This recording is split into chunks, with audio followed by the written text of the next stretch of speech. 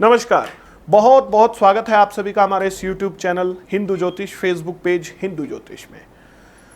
विचारणीय विषय है कि शनि जयंती 2020 में 22 मई 2020 को मनाई जाएगी। देश की परिस्थितियां लॉकडाउन के चलते ऐसी हो चुकी हैं कि लॉकडाउन का हमें पालन करना चाहिए। अपने घर में रहिए और कहीं भी भीड़ भाड़ के क्षेत्र में जाने से बचिए। इन परिस्थितियों के अंदर शनि जयंती को घर में ही कैसे मनाया जाए। वैसे तो हर साल हम शनि मंदिर जाकर के बड़ी धूमधाम से शनि जयंती मनाते हैं, शनि देव का तेलाभिषेक इत्यादि होता है, यज्ञ इत्यादि हम लोग किया करते हैं। परंतु वर्ष 2020 में परिस्थितिवश घर के अंदर ही कैसे शनि जयंती मनाई जाए, इसी विषय पर चर्चा इस वीडियो में होगी। बिना स्किप किए आप देख लीजिएगा। कुछ सामग्री की आपको आवश्यकता पड़ेगी, मार्केट से आपको मिल जाएगी, सुलभता से मिल जाएगी। किसी भी ज्वेलरी शॉप से आप शनि यंत्र खरीद लीजिए, जो भी उसका सेवा शुल्क होगा, थोड़ा बहुत होता है। शनि यंत्र ले आइए 22 मई 2020 से पहले। शनि यंत्र को स्थापित कर लीजिए शनि जयंती सुबह किसी भी बर्तन के अंदर, और इसका गंगा जल से आप स्नान करवा दीजिए, शुद्ध कर लीजिए। इसके बाद साफ पटरी के ऊपर एक वस्त्र बिछा लीजिए, काले रंग का वस्त्र बिछा करके थोड़े से पुष्प डाल दीजिए। इसके ऊपर शनि यंत्र को स्थापित कर लीजिए। शनि यंत्र के बिल्कुल मध्य में एक सुपारी आप रख लीजिए।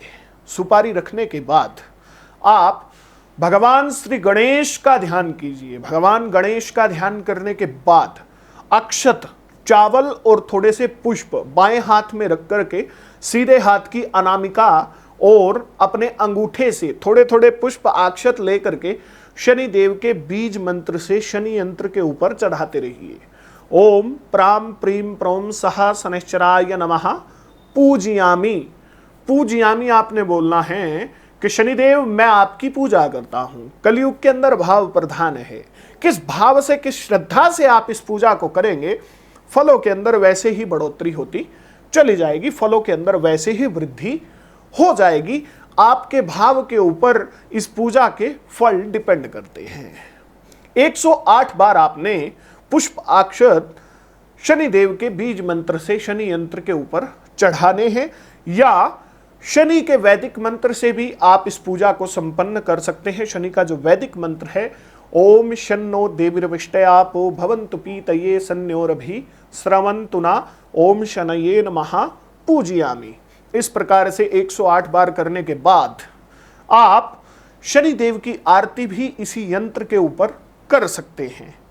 तत्पश्चात शनि देव से अभिष्ट मनोकामना की सिद्धि के लिए प्रार्थना कर लीजिए कि प्रभु इस पूजा के अंदर अगर किसी प्रकार की कोई त्रुटि रही हो तो मुझे क्षमा करें और इस कर्म का पूर्ण फल मुझे प्रदान करें। तत्पश्चात वहीं बैठ करके आपने हनुमान चालीसा, बजरंग बाण इत्यादि का पाठ जितना अधिक हो सके उतना कर लेना है। एक चीज का विशेष रूप से ध्यान रखना है, ये मैंने बिल्कुल ही सरल विधि आपको बताई है।